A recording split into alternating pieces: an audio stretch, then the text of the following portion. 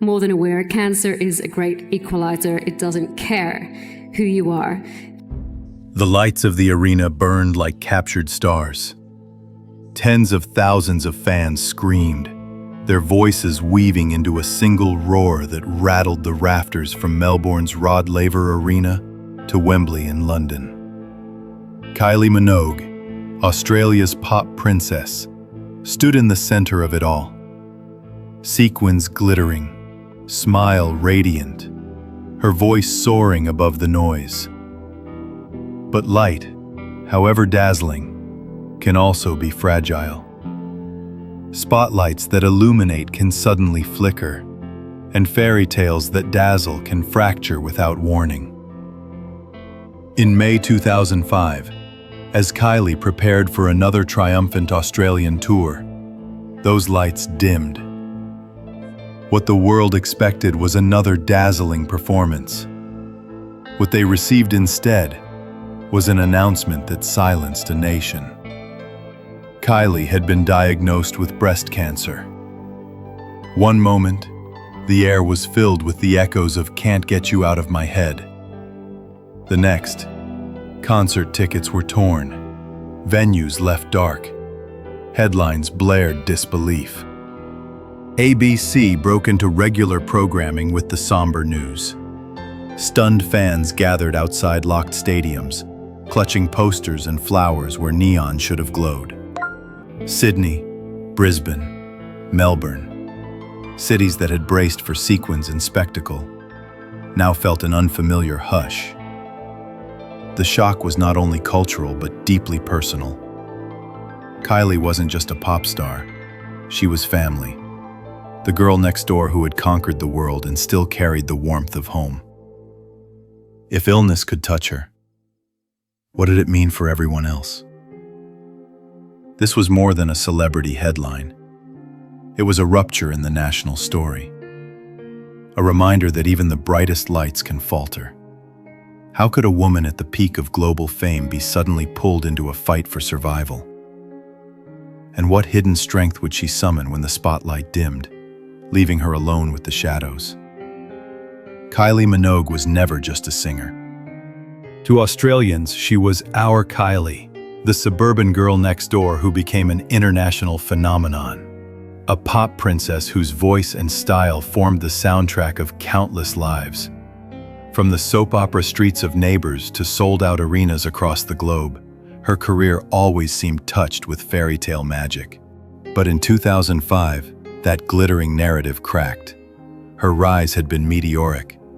As Charlene on Neighbours, she charmed millions both in Australia and in the UK, where the soap became a cultural export.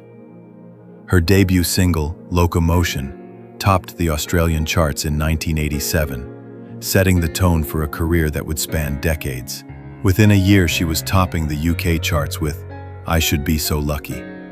By the late 80s, Kylie was not only Australia's sweetheart, but also a pop force in Europe, Asia, and beyond.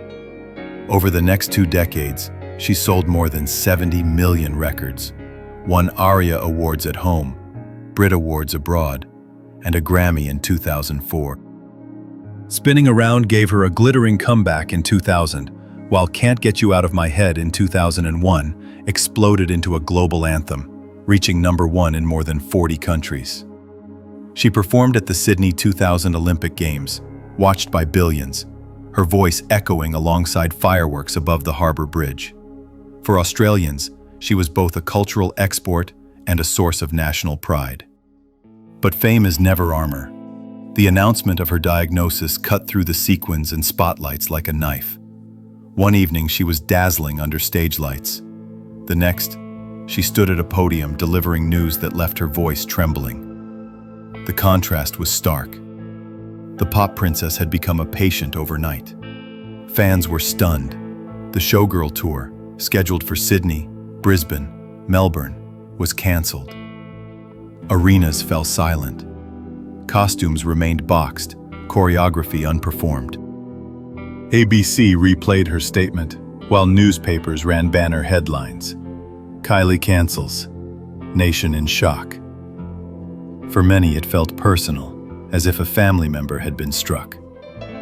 The reaction revealed just how deeply woven she was into Australian life. She was not only a performer, but a companion through decades of change. The girl on TV after school, the voice on the radio at first dances, the star at national ceremonies. If someone like Kylie could be touched by illness, it forced every household to face its own fragility. What does it mean when the icon you believed invincible confesses she is fighting for her life? How do you reconcile the roar of thousands with the quiet hum of a hospital ward? And what could this moment reveal about courage beyond the stage?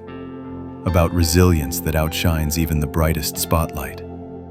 Kylie Minogue was born in Melbourne in 1968, the eldest of 3 children in a working-class family. Her father, Ron, worked at a car company, while her mother, Carol, cared for Kylie, Danny, and Brendan. Life in the suburb of Camberwell was modest but warm. There were no red carpets or paparazzi flashes, just school uniforms, backyard games, and the hum of a transistor radio carrying the latest hits across suburban streets. From the start, Kylie showed a fascination with performance. At school, she joined talent shows, shy at first but eager to test her voice. The Minogue household buzzed with music. Elvis Presley, ABBA, and the Beatles spinning on vinyl. Her younger sister Danny soon found her way onto local television, and Kylie followed, determined to prove she too had a place on the screen. At just 11, she sang on a children's talent program. Her voice was unpolished, but her eyes carried the determination of someone who knew she was destined for more. That moment, a girl's voice rising above the suburban quiet, became an early motif in her story. Sound breaking silence, hope breaking the ordinary. Through the late 1970s and early 80s, she juggled school with small TV appearances. Shows like Skyways and The Sullivans gave her a taste of the industry, though success never came easily. Teachers remembered her as diligent but reserved, not yet the global superstar she would become. What she lacked in raw power, she made up for in perseverance. Neighbors changed everything. Cast as Charlene, the feisty mechanic, Kylie became a household name almost overnight. The romance between Charlene and Scott Robinson, played by Jason Donovan, drew wedding audiences of nearly 20 million in the UK alone. Suddenly, Kylie wasn't just a suburban girl from Melbourne. She was an international star in the making. But with opportunity came questions. Could a soap actress cross into the brutal world of pop music? Could a girl who once sang at school fairs hold her own against Madonna and Whitney Houston? The answer, as history would prove, was only the beginning. By the late 1980s, Kylie Minogue had crossed the line from soap star to pop sensation. Her debut single, Locomotion, became Australia's highest-selling single of the decade, staying at #1 for 7 weeks. The transition from Charlene on Neighbours to Kylie, the recording artist, was seamless, and within months, she was storming international charts. With producers Stock Aitken Waterman, she created a string of hits that defined late 80s pop. I Should Be So Lucky, Got to Be Certain, Je ne sais pas pourquoi. Crowds packed stadiums. In the UK, teenage fans fainted at concerts, echoing scenes of Beatlemania. Security guards struggled to hold back swells of fans at airports, where Kylie was greeted like royalty. At one London signing, thousands crammed the streets, chanting her name until police intervened. Australia, too, felt the fever. From suburban households to the Sydney Opera House steps, Kylie had become not just a singer, but a phenomenon. Awards flowed. Multiple ARIA awards recognized her dominance at home, while in 1989, she became the youngest ever recipient of a Silver Logie for her acting. Through the 1990s, she experimented, breaking away from her bubblegum image with edgier albums like Impossible Princess. Though critics were divided, her persistence kept her at the forefront. And when the 2000s dawned, she soared higher than ever. Spinning around. In 2000 marked a dramatic rebirth. Its video, Kylie in gold hot pants, becoming pop culture legend. Can't Get You Out of My Head in 2001 was a juggernaut, topping charts in more than 40 countries and selling over 4 million copies. By then, she had sold more than 80 million records worldwide. She graced stages from Glastonbury to the Sydney Entertainment Centre. Her shows a blend of theatre, fashion, and pure pop joy. She performed at the closing ceremony of the Sydney 2000 Olympics before billions of viewers, her presence a symbol of national pride. She collected a Grammy in 2004, the first Australian woman to do so in the Best Dance Recording category. Fans wept with pride. Critics hailed her as a chameleon who had survived every twist of the pop industry. Yet behind the ovations, the question lingered. How long could one woman carry such relentless expectation? Was this unbroken chain of triumph a blessing, or the glittering trap of a life that left no room for fragility? The brighter the light, the deeper the shadow. Behind the glamour of sequins and champagne, Kylie lived a rhythm that few could endure. Friends recalled how she would fly across 3 continents in a single week, sleep for only a handful of hours, then walk onto stage as if nothing could tire her. Some reports suggested her health was strained long before her diagnosis, worn down by years of relentless touring, rehearsals, and promotional appearances. The public image was carefully maintained, always smiling, always radiant, never faltering. Yet those closest to her noticed the fatigue in her eyes once the cameras switched off. A facade of sparkle had become her armor, a dazzling outer shell, concealing the exhaustion underneath. For every ovation, there were nights of silence in hotel rooms, moments of loneliness behind the curtain. The pressure of reinvention weighed heavily. Critics constantly compared her to Madonna, demanding she prove herself again and again. When she strayed into edgier projects like Impossible Princess, reviews were harsh, sometimes cruel. Others disputed whether she should even remain in pop, dismissing her as a soap star turned singer, despite her global record sales. Every step forward carried the shadow of skepticism. The breaking point came in 2005. In the middle of her Showgirl Tour, Kylie received news that no artist, no human, is ever ready to hear. She was diagnosed with breast cancer at just 36 years old. For fans, the announcement seemed sudden. For Kylie, it was the culmination of months of strain and questions about her health. The sequins and spotlights could no longer hide the truth. In one breath, she transformed from superstar to patient. Hospital corridors replaced stadiums. Doctors' voices replaced applause. It was the starkest of contrasts. The roar of tens of thousands one night, the quiet beep of hospital machines the next. How could a woman who had conquered charts and continents now be forced into a battle with her own body? And could the strength that had carried her through decades of scrutiny now sustain her through the most personal and terrifying fight of all?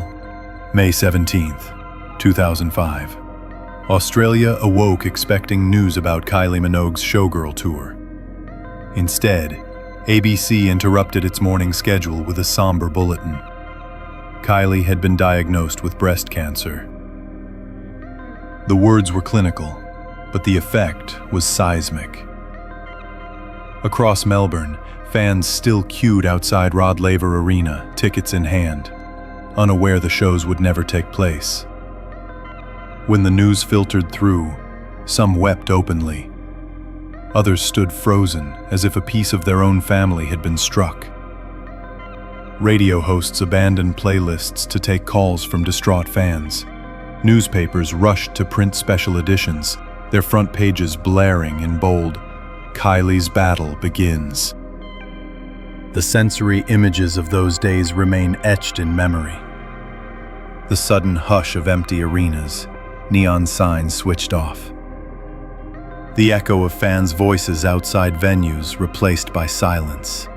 Camera flashes outside a Paris hospital where Kylie would undergo surgery, punctuating the air like lightning. The once familiar soundtrack of her songs gave way to hushed news bulletins and whispered conversations in workplaces, schools, and kitchens.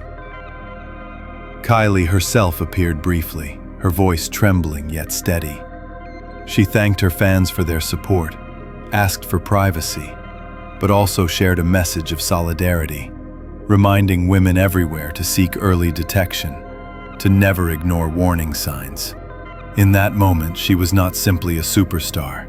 She was a woman bearing her fear and her strength simultaneously. The shock resonated far beyond Australia. In the UK, where Kylie's star shone brightest outside her homeland, the announcement led nightly news. French fans left flowers outside the hospital where she was treated. Across Asia and South America, magazines published her story alongside health checklists, urging readers to act. Her diagnosis had turned into a global conversation. The girl who once sang on a suburban talent show, the woman who conquered Olympic stages, was suddenly thrust into her most personal performance, one of survival. And as the curtain fell on her tour, a new stage awaited. Quieter, lonelier, but no less significant. Would this be the battle that silenced her voice, or would it add a deeper verse to the song of her life, one that could inspire millions beyond the dance floor? The official fact was straightforward. Kylie Minogue had been diagnosed with breast cancer and forced to cancel her Showgirl Tour. Doctors emphasized that the cancer was detected relatively early, with strong chances for recovery. Yet around this clear medical statement, a swirl of speculation began to form. Some reports suggested that her diagnosis had been delayed by earlier medical oversights, noting how her first tests failed to reveal the tumor. The revelation sparked public debate about the limits of medical systems, and how even someone with fame and resources could slip through the cracks. According to ABC's health correspondents, breast screening appointments across Australia surged by nearly 40% in the days following her announcement, proof of how her story became a wake-up call for an entire nation. There were also rumors about the pressures of her career. Tabloids speculated whether years of grueling tours, sleepless nights, and relentless reinvention might have weakened her resilience. Some whispered of stress as a hidden enemy, an unseen factor in her illness. Others disputed this, insisting that cancer respects no lifestyle, no level of fame. It arrives without reason, striking even those who appear strongest. The media narratives reflected two contrasting views. One cast Kylie as a victim of a cruel twist of fate, a reminder that illness spares no one. The other saw her as a catalyst, her diagnosis forcing conversations long ignored, her courage sparking change. Theories about why it happened faded beside the undeniable impact of what it caused. A surge in awareness, a shift in how Australians talked about health. So, was Kylie's diagnosis simply a tragic interruption in a fairy tale career? Or was it a turning point, transforming her from pop star to advocate, from entertainer to symbol. The showdown of narratives leaves a lingering question. When the spotlight dims, what story truly remains? The fragility of life or the power of survival? When Kylie Minogue re-emerged after treatment, the response was unlike anything seen before. In Melbourne, fans filled Federation Square to watch her first televised interview. In Sydney, the Opera House sails glowed pink during Breast Cancer Awareness Week in her honor. For many Australians, her survival was not only personal triumph, but a collective victory. Her state of vulnerability had transformed into a state of inspiration. Doctors spoke of the Kylie effect, a measurable surge in mammogram appointments, with some clinics reporting double the usual numbers. Politicians and health leaders credited her candor with saving lives.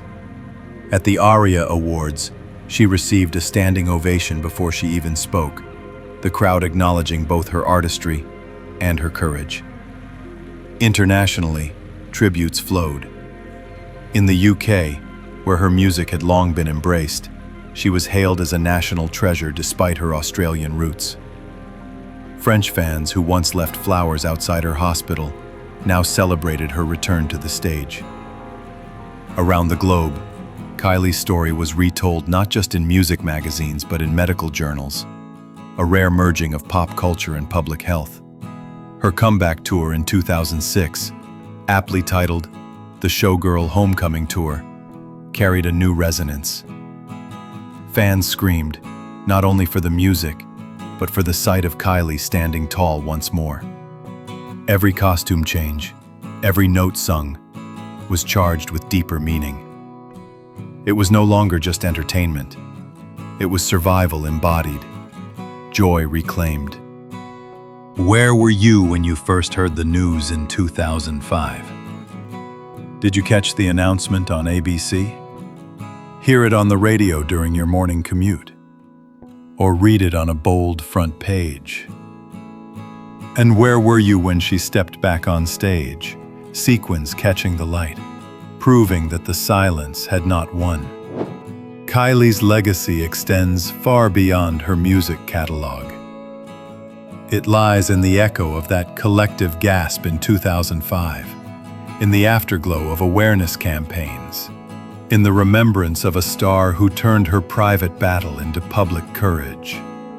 She remains both the pop princess and the survivor, a woman who reminded the world that even in fragility, there is unmatched strength. The story of Kylie Minogue is not defined by silence, but by echoes. In 2005, the lights dimmed, stages fell quiet, and a nation held its breath. Yet, her return proved that even when the music stops, the spirit can rise again. Her journey from suburban Camberwell to the pinnacle of pop, from the heartbreak of diagnosis to the triumph of survival, has become more than a personal tale. It is part of Australia's collective memory. The sequins, the choruses, the ovations, they still glimmer, but now with added weight. Each song carries an afterglow of resilience, each performance a reminder that courage often hides beneath glamour. From Neighbours to Can't Get You Out of My Head, from the Sydney Olympics to her quiet moments of vulnerability, Kylie's life has been a tapestry woven with both glitter and grit. We began with light, dazzling, fragile, seemingly untouchable. We end with a different light, steadier, warmer, one that lingers long after the curtain falls. This is the light of survival, of legacy, of a voice that continues to inspire not only on dance floors, but in hospital wards, family kitchens, and the quiet moments when people gather strength to keep going. What are your memories of Kylie Minogue?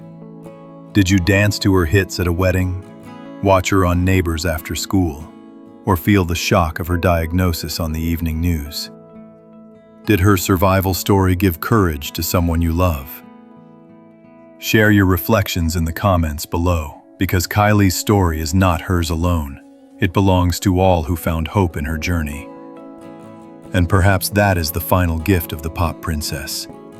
Not just songs that refuse to leave our heads, but a lesson that life, fragile as it is, can be faced with grace, courage, and joy.